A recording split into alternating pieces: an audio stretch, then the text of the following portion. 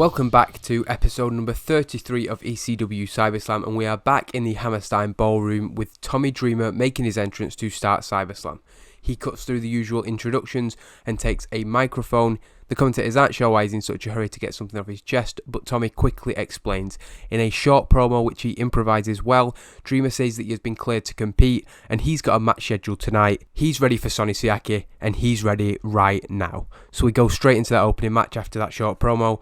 Tommy Dreamer defeating Sonny Chiaki in 10 minutes and 35 with a Dreamer DDT.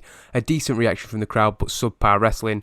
A 30 from Sonny Chiaki, not that much better from Tommy Dreamer. He was really off his game and visibly tiring towards the end of the match, but he does pick up the victory. Sonny Chiaki is just very poor. He's not offering anything. He has that menace, but not really been put to much good use recently. He's the weak link of the hustle, certainly, and he loses to Tommy Dreamer. After the match, Tommy Dreamer asks his November to Remember partner Raven to come down to the ring to join him. Raven eventually appears from the back, but is quickly jumped by the World Tag Team Champions Ricky Reyes and Rocky Romero. The Havana Pitbulls lay into Raven until Dreamer runs up the ramp towards them. The champions leave the scene, Dreamer checking on Raven despite everything that's gone on between them. Dreamer draws the line at helping Raven up, however, leaving to the back with Raven still on the ground. So it's not a very good segment. This is a storyline that's been doing pretty badly in the ratings. I'm not even confident the match is going to be any good, but we're going to have to persist with it because we've announced it for November to Remember now.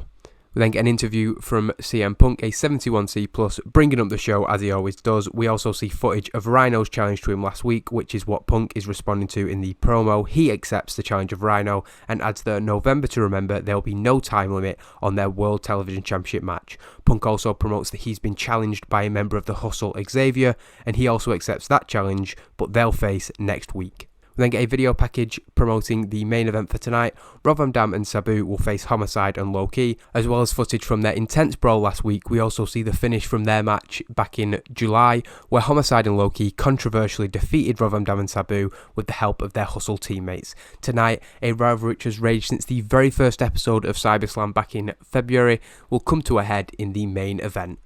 The second match isn't much better than the first match and is a one-sided squash match, 2 minutes and 23, Elijah returning to the ring with a decisive victory. He gets a 45, which is okay, another mid-card level performance, but the story is after the match when he is still fired up after his decisive return to action. He calls out Kevin Fertig. Fertig is joined by Shelly Martinez, and once again Burke finds himself in a 2-on-1 situation outnumbered. However, as the two of them stand on the apron, Angel Williams makes her return to ECW CyberSlam. She grabs Shelly Martinez by the leg, dragging her off the apron and knocking her down. In the distraction, Burke is able to hit a drop kick to Furtick, who falls off the apron, Angel Williams joining him in the ring. Furtick is rocked but stays on his feet, checking on Shelly Martinez, who is down on the ground. Angel and Elijah are fired up, ready for more. They want to fight, but Furtick instead picks Shelly up off the ground and carries her to the back, somewhat backing down from Elijah Burke's challenge. It's another poor segment in another poor storyline. It's just something we have to deal with at the minute. We've not got the most talented roster, and going into November to Remember, we do have to build some undercard matches, and this is just another one of them. The 4 members of the Hustle who are involved in tonight's main event are then shown in their locker room, the Havana Pitbulls running down Tommy Dreamer and Raven, who will face them at November to Remember. Rocky Romero says that they're going to do the Hustle proud in a time when not everybody in the Hustle can say that. Xavier takes this personally as an insult and confronts the pair, who claim to have meant nothing by it. Xavier tells them he'll prove exactly what he's capable of next week when he beats CM Punk. Xavier once again fired up. He isn't happy with the current situation in the Hustle, but Sonny Chiaki once again steps in and keeps him from doing anything serious.